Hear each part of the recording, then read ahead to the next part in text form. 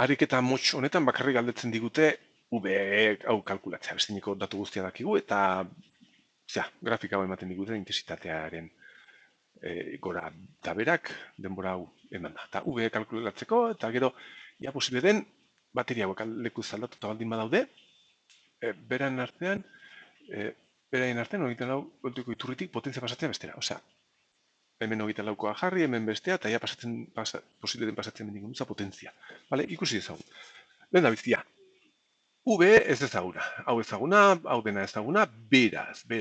Hau itxita daukagunean, ez ezagun bakarrik izan berda tensioa, zen bestineko gauza guztiak. Eta gainera, esaten digute, itxita dagoenean ez gora joan berdela, denbora hau badakigu beraz grafikoki. Intensitate erorketa hori zati denbora hau dela honen malda, 40 mikrosegundo, malda hori izan berda, bobinaren tensioa zati L, berdina, izan berda, baldan berdina, intensitatearen aldaketa berdina, orduen izan berdugu V-eken hogeita lau, da bobinaren tensioa, V-eken hogeita lau, nik bat jartzen dut hemen beti, baina, bueno, V-eken hogeita lau, zati bobinaren balia, amar ber minus iru, eta mendik V aterako, eta niri hau atera zait, irurogeita malau voltio. Listo, egin dugu lehen da bizikoa. Gero eskatzen digute, hau baldin bala hogeita lau, eta hau hogeita malau, irurogeita malau, posibilitzango zen kargatzea, zer kargatzea? Hemendik honutza potentzia pasatzea, arutza potentzia pasatzea. Ikusi dizagun, hemen ikusi beharko dugu.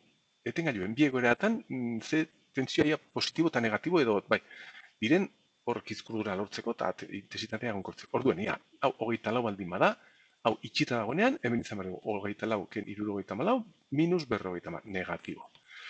Minus berrogeita mar, barkatu. Eta hau itxita dagoenean, 0, ken irurogeita malau, minus negatibo. Beraz, etengailu hauekin egin dezaken guzti bakarra da, intensitate hori azpiruntz joatea, azkarrago edo motelago, baina beti azpiruntz. Ez da posibil izan behar, intensitatea egonkortzea. Ez alde batera, ez bestera. Beraz, hau, holasiko galderetan, ikustazue etengailuen bi egoeretan nola dagoen tensio hau, eta izango da modu batean positiboa, eta beste moduan negatiboa, horre izkurdurak sortzeko, eta gora eta berak intensitatea egonkortzeko.